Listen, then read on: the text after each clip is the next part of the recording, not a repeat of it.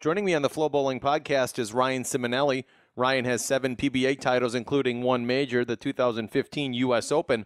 Ryan, it's Tim Berg here. Thank you for joining me today. Yeah, but I'm glad to be here. Well, Ryan, let's begin. Coming up this weekend is the PBA Extra Frame Parkside Lanes Open. What have you been doing to prepare for this event? We have we got a really competitive summer sweeper here in Buffalo. So Tuesday nights I do that, and we bowl on sport patterns on that, and just hit a couple regionals recently. So I'm just, staying sharp by competing. Ryan, the tournament format this weekend is a little bit different from playing on 2 different patterns on Saturday and Sunday to the way bonus pins are going to be awarded. I had EJ Tackett on a podcast, and we chatted about this, and EJ didn't seem to be the biggest fan. What are your thoughts about the tournament this weekend and the format? Honestly, I like it. It's just because it's different. A lot of people are traditionalists and like to have exact formats week in and week out so everyone knows what's going on. And I get that, but it's nice to bowl something a little different every now and then, and so I'm looking forward to bowling something that we're not used to doing. And back in 2016, you won the event there, so it has to be kind of bring back some fond memories of you and heading back to that Chicagoland area. Yeah, for sure.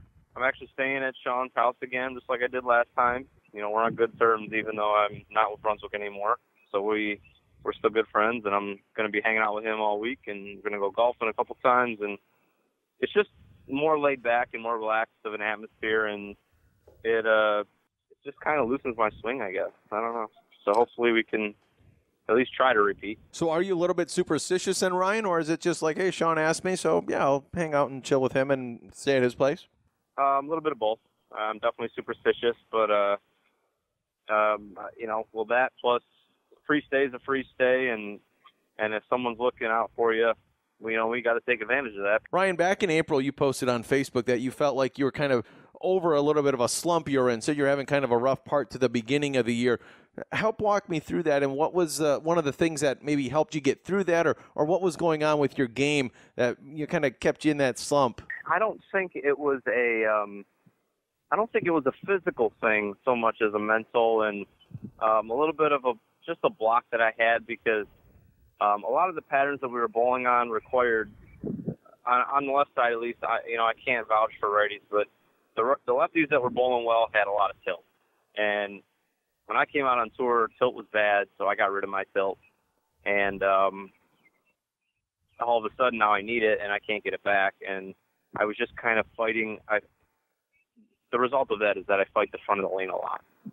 So my ball wants to hook early when no one else's really is, and I can't really figure out a way to get it through the fronts. And, Motive's come out with, a handful of balls and are going to come out with a couple more even that are helping me combat that. And I've kind of started to evolve a little bit in my own game and kind of naturally, I guess, started to create more tilt again. It wasn't really on purpose, but it needed to be done, and I don't know subconsciously or what, but the ball's getting through the fronts a little bit better now. The equipment's helping, and I just feel more confident going into tournaments now. Ryan, one of the things I've been noticing is when you watch the tour, you're starting to see some transition, and I've even talked to some other players about this as well on the left side, and they're seeing transition that they hadn't been seeing. You're starting to see more urethane on your side, some two-handers on your side. So talk about that and how you've had to kind of change things up in your game and what you're paying attention to now. It's definitely different, and there's times where it helps you, and there's times where it hurts you. A lot of them want to throw urethane, and if they're right of you, and they can create a little bit of puddle down lane, then that's great. Problem is, the guys that are, if they're right of me with their feet, like Butter, he's usually throwing it left of me. So if he's right of me, the front start hooking more, and then if he's getting it left of me, there's hang down lane. So it's definitely been something to get used to, and he knows. If I could never follow him, I'd be in my glory. But that's the way it is, and it's just something we've just had to start to learn to deal with. So all that being said, it sounds like then probably yourself and your tour rep, Brett Spangler, what you guys are out there doing is you're watching who's going where and which bowlers are here and which bowlers are there, so you can note that when you come to that pair.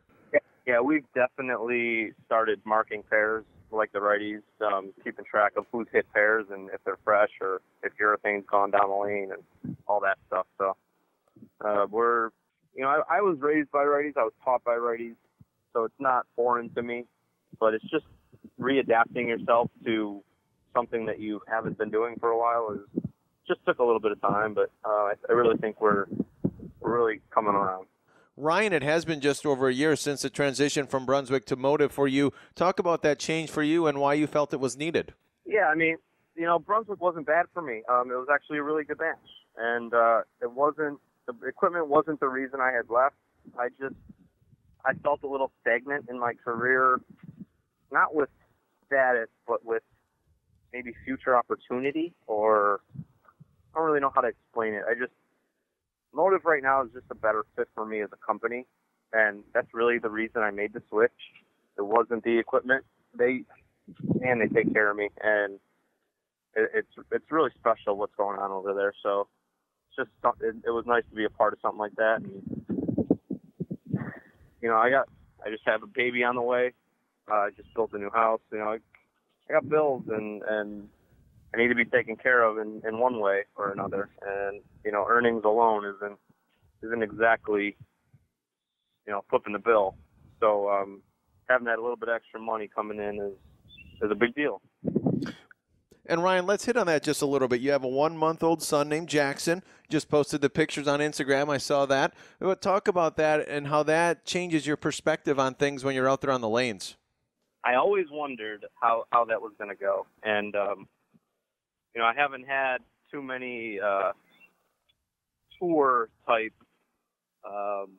experiments yet with it. But, with the sweepers and stuff that I've been pulling around Buffalo, and the guys running them said stuff to me like, being a dad's really suiting you because, I've already won a couple. We've only had 6, and I've won 2 of them, and I was just runner-up again last night. And I lost to Brad Angelo, who averaged a ton. But, it's loosened the swing. It's made me put things in perspective and realize, it's a job, but bowling is still just bowling. And that helps with your performance when every shot you ain't living and dying by it. Sure, we're still going to get mad. We're still going to try our butts off and all that. But, when you feel like you've failed and you go home and you got a family there to remind you that you're not failing, and you're making them happy, you're making them proud, and you're making yourself proud, then it's easier to let go of things. Ryan, this past month to 6 weeks have been really crazy, from the announcement with Fox Sports taking over the television schedule starting in 2019 to the most recent announcement regarding Flow Sports taking over the streaming rights and coming up with FloBowling. So it's really an exciting time to be in bowling and to be a member of the PBA. Yeah, I knew about the Fox Sports thing for quite a while. I didn't, we've had a rough patch on the tour, and we were told things that were going to happen that didn't happen, and that's just the way businesses go. And I was trying not to get my hopes up, and this sounded honestly too good to be true. And when that came out, that really was happening, that's exciting for us. That opens the door for a lot of new opportunity, not just bowling more things, but that opens the door to maybe new sponsors. That was really, really nice to hear that really was happening. And I didn't know about the Flow Sports thing, but when I heard that, it really sounds like people are getting interested in bowling again. That alone is opening doors for us, and so we're just going to keep doing our part. And we're putting on a free clinic and helping the people out at this next tournament, and things like that, and giving back. That's what we can do as players. So we're going to do our part, and we hope that they keep doing their part, and just hope the sport grows. Ryan, have you had a chance to take a look at that 2019 schedule? Because, gosh, you look at it, and you guys got a lot of events. You're going to be going to different cities. It's like the old tour was. Yeah, it's a legitimate tour again. I mean, it's not quite what we had before, but I tell you what, it's a lot better than what was going on. Going 3 months without bowling, and then you bowl a little spurt, and you're done for another 2 or 3 months. This is like an actual tour, and we're going to be going city to city. And that in itself is super exciting because I mean, I grew up my whole life.